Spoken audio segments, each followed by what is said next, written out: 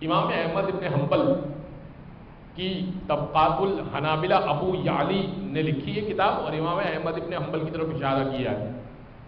اس سے ایک بات پیش کر دیتا ہوں کہ شیعہ حضرات کہتے ہیں کہ جبریل علی پر بھی آتے تھے اور نبی پر بھی آتے تھے، جبریل علی کے پاس بھی آتے تھے اور نبی پر وحی لے کر آتے تھے۔ شیعہ حضرات کتنی فضول بات کیا کرتے ہیں۔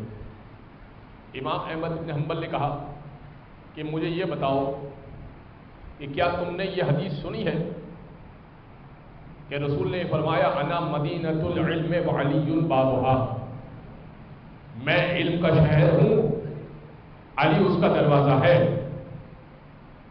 کہاں ہم نے حدیث سنی ہے کہ جب نبی کے پاس جانا ہو تو کیسے آئے؟ بندہ کیسے آئے گا؟ دروازے سے آئے گا نا۔